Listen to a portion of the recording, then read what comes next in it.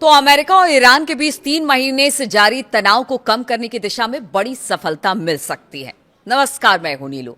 लेकिन वो सफलता मिलेगी कैसे? क्योंकि एक तरफ तो हमले हो रहे हैं, दूसरी तरफ बातचीत हो रही है। लेकिन अब 60 दिनों का फॉर्मूला एक तय किया गया है अमेरिका और ईरान की तरफ से। तो बात आज इस 60 दिन के फॉर्मूले पर भी कि बात सही दिशा में आगे बढ़ेगी, क्या यहां से तनाव कम होगा, युद्ध खत्म होगा, या फिर जिस तरह के हमले एक दूसरे पर पिछले कुछ दिनों में हमने देखे वो जारी रहेंगे। तो दोनों पक्ष 60 दिनों के लिए बताया जा रहा है कि अब तैयारी कर चुके हैं, एक समझौते पर पहुंचने की तरफ आगे बढ़ आए हैं। हालांकि अभी इसे अमेरिकी राष्ट्रपति डोनाल्ड ट्रंप और ईरान के सुप्रीम लीडर मुस्तफा खामनेई से मंजूरी नहीं मिली है। इसके पहले अगर बात की जाए, गुरुवार को आई रिपोर्टों में कहा गया था कि अमेरिका और ईरान के वार्ताकार, यानी कि जिनके बीच बातचीत हो रही है, युद्ध विराम को आगे बढ़ाने के लिए एक समझौता ज्ञापन पर सहमति बन गई है। लेकिन उसके बाद शुक्रवार सुबह सुबह खबर आ गई कि देखिए अमेरिका के एक विमान को उड़ा दिया गया। तो उस पर बात करेंगे, विस्तार से बात करेंगे। लेकिन आपको बताएं कि 2 अमेरिकी अधिकारियों का हवाला देते हुए एक्सियोस ने अपनी रिपोर्ट में बताया कि प्रस्तावित समझौता 60 दिनों तक प्रभावी रहेगा। यानी जो समझौता होगा वो 60 दिनों के लिए प्रभावी होगा और कोशिश की जाएगी कि जितनी भी डीलें ईरान और अमेरिका के बीच हो रही है, जो डील हो रही है, वो इन 60 दिनों में पूरी तरह से लागू हो जाए। इनका मकसद युद्ध को रोकना होगा, अमेरिकी नेवी की नाकेबंदी को खत्म करना होगा और हॉर्मूज, जो कि सबसे बड़ा संकट पूरी दुनिया के लिए बना हुआ है, उस स्ट्रेट ऑफ हॉर्मूज को फिर से खोलना होगा। और इसके साथ ही ईरान के परमाणु कार्यक्रम पर एक अंतिम समझौते को लेकर बातचीत भी शुरू हो जाएगी।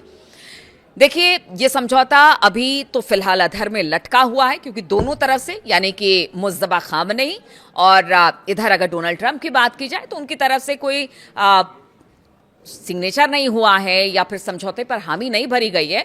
अभी बातचीत हो रही है और कहा जा रहा है कि सकारात्मक तौर पर यह बातचीत आगे बढ़ रही है। अब अगर यरूशलेम पोस्ट की बात की जाए तो बताया गया कि उनके सूत्रों के हवाले से कि ईरान के सर्वोच्च नेता यानी कि मुस्तफा खामनेई ने इस समझौते को मंजूरी अब तक नहीं दी है। यानी बातचीत चल रही है, लेकिन अंतिम मुहर तो मुस्तफा को ही लगाना है। इसलिए उनकी तरफ से किसी तरह से कोई हामी इस पर नहीं भरी गई है। इसी वजह से बताया जा रहा है कि राष्ट्रपति ट्रंप ने भी इस पर अभी तक सहमति नहीं जताई है। यानी उनका कहना है कि जब पूरी तरह से ईरान सहमत हो जाएगा तो उसके बाद ट्रंप देखेंगे कि क्या उनकी तरफ से अगर सहमति हो गई है तो फिर अपनी तरफ से कदम आगे बढ़ाएंगे। रिपोर्ट्स में कहा गया कि ईरान और अमेरिका के जो वार्ताकार हैं, उनकी जो टीम है, वो शायद कोई समझ उनके बीच में बन गई है, लेकिन ईरान के शीर्ष नेतृत्व ने अभी तक कोई मंजूरी नहीं दी है। यानी अभी नीचे नीचे स्तर पर बातचीत हो रही है और कोशिश यही की जा रही है कि इसको फाइनल मंजूरी मिल जाए, चाहे वो मुस्तफा खामनेई हो या डोनाल्ड ट्रंप की तरफ से। तो नीचे के अधिकारी बातचीत कर रहे हैं और इसी को लेकर सकारात्मक बात सामने आ रही है। ईरान की जो अर्ध सरकारी तस्नीम न्यूज एजेंसी है, उसके मुताबिक बताया जा रहा है कि बात करने से इनकार किया है, समझौते का मसौदा अंतिम रूप ले चुका है और मंजूरी का इंतजार किया जा रहा है। मतलब अभी यही कहा जा रहा है कि पूरी तरह से बातचीत नहीं हुई है, इसलिए अभी कुछ भी कहना बहुत जल्दबाजी होगी। अभी तो सिर्फ नीचे के अधिकारी ही इस पर बातचीत हो रहे हैं। तो ऐसा तस्नीम न्यूज का कहना है।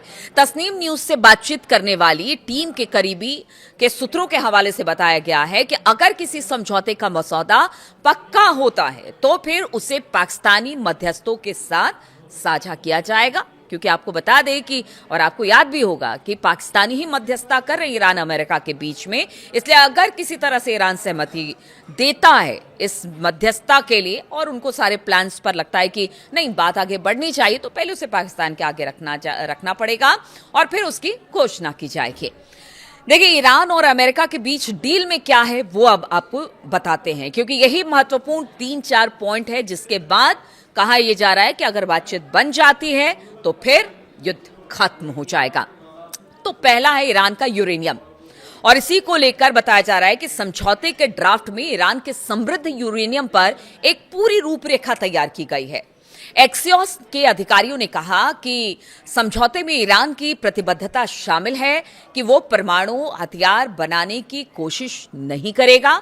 इसमें यह भी बताया गया है कि 60 दिनों की अवधि के दौरान होने वाली चर्चाओं में सबसे पहली प्राथमिकता, यानी देखिए अगर बातचीत बन जाती है तो जो 60 दिन का पूरा एक दिया गया ना कि खाका की 60 दिन में सब कुछ तय हो जाएगा, तो 60 दिन में सबसे पहला काम ये करना होगा ईरान को कि उन्हें जो जितना भी इनरिच यूरेनियम है उसको सबसे पहले हटाना होगा।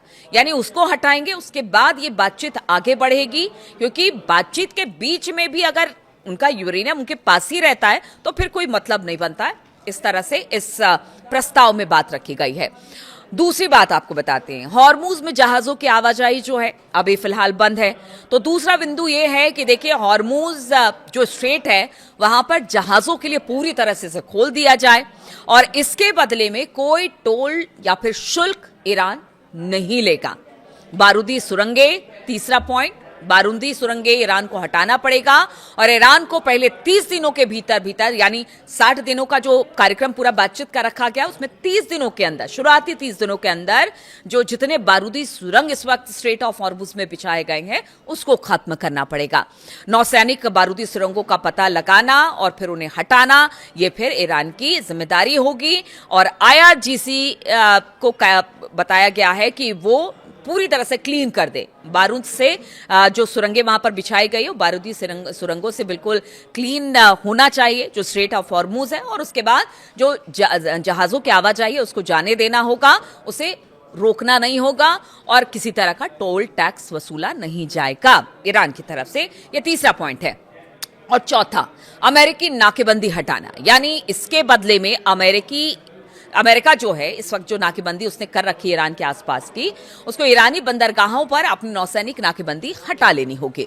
ये राहत चरणबद्ध तरीके से दी जाएगी, यानी एक के बाद स्टेप बाय स्टेप बातचीत के दौरान ही ये सारी चीजें हटती हुई नजर आएंगी, ऐसा इन बिंदुओं में और ऐसा इस समझौते में कहा गया है। व्यापारिक जहाजों को हॉर्मुज में जितनी सुरक्षित आवाजाही मिलेगी, ये राहत भी उसी के अनुपात में मिलेगी।